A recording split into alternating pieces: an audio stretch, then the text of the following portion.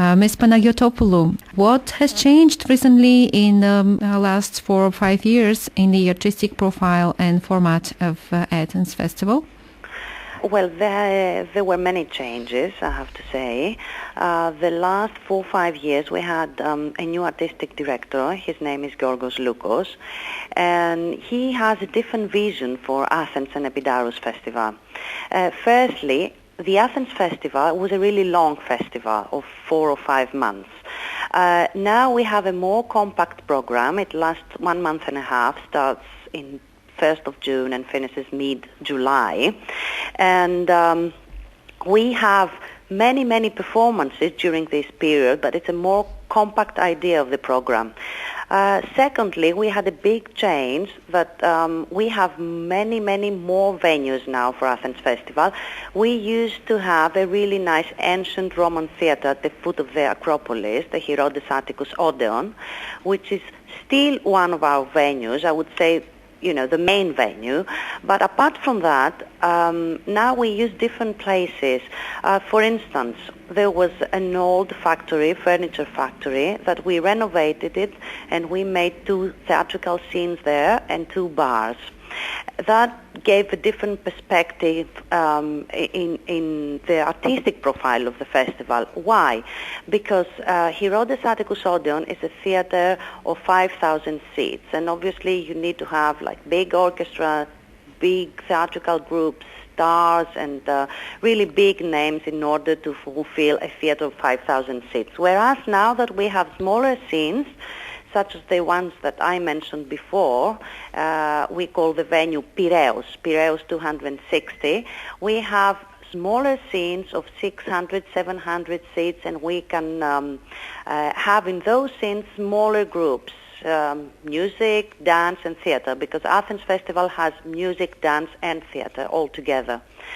So apart from this industrial venue that we renovated it, we use different venues in Athens: Megaron, Bernaki Museum, smaller theaters.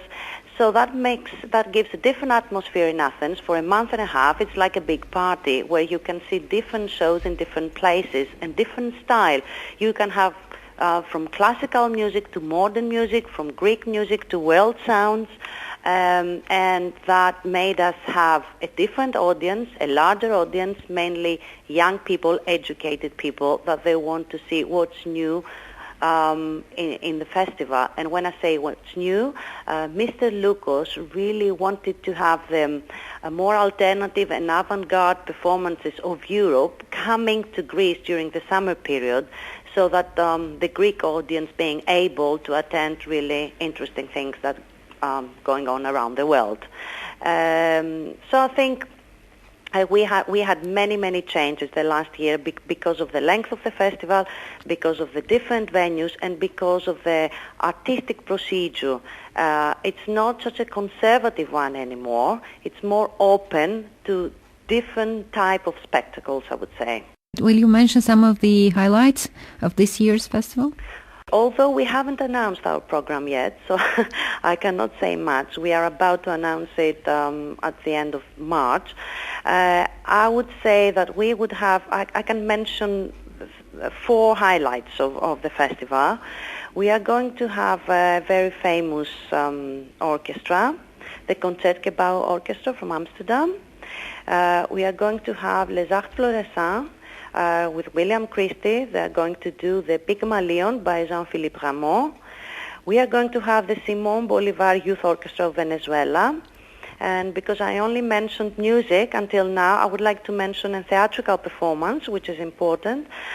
We are going to have from the really famous German director, Peter Stein, a different theatrical performance, The Demons and the Possessed by Dostoevsky.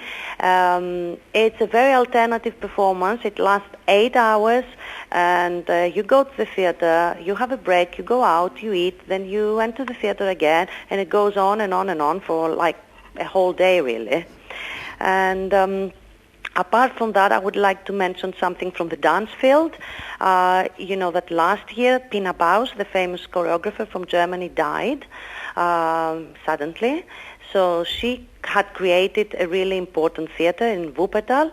So her dance team from the Wuppertal Theatre of Epidaurus would come and give 2 performances in Greece in memory of Epidaurus.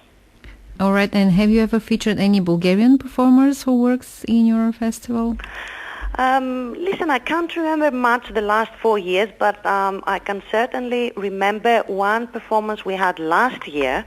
I remember we had a very famous, even in Greece, a clarinet from Bulgaria, Ivo Papazov, that he played world music. The clarinet and the Balkan sound, it's something that all Greeks love. So it was a very, very successful event. Many people came to listen to this music, and I think there is future, for cooperation. We are neighbors. So I don't see why we don't have more and more. And we'd like to ask you, Athens is a famous tourist destination. How is the festival involved in the tourist industry? And also we would like to describe a little more your audience. Our audience is both Greek audience, the locals, and tourists. We have many tourists in the Epidaurus Festival. The Epidaurus Festival, which is dedicated in the ancient Greek drama. So we usually have ancient Greek tragedies and comedies. And it takes place in an ancient theater of the 4th century BC in Peloponnese, 2 hours from Athens. So it's a unique venue because ancient Greeks used to give theatrical performances of tragedies and comedies 2,500 years ago, and today we do the same. So as you can probably imagine, many tourists, they want to go to visit the theater and even better, attend the performance and see the theater at the same time. So every Friday and Saturday in July and August, we host these performances in the ancient theater of Epidaurus, and I know they are very popular among the tourists. Athens now. In Athens, the tourists, they prefer to go to Herodes Atticus Odeon because it's at the foot of the Acropolis. It's a Roman theater. It's very well placed. It's unique in the sense that you can attend the performance and see the lights of the Acropolis at the same time.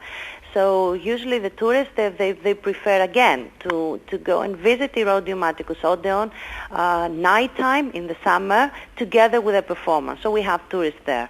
Apart from that, we have the largest audience we have is the Greek audience. And I think the Greeks are very happy to attend performances from abroad. Why? Because they don't need to travel.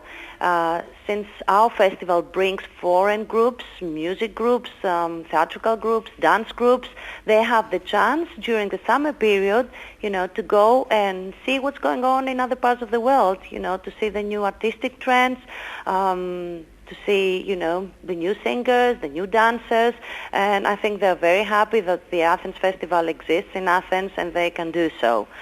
Of course, they attend the Greek performances, but the Greek performances are popular in wintertime as well. And for the foreigners, I think they would go and attend a performance that has a big name, mostly.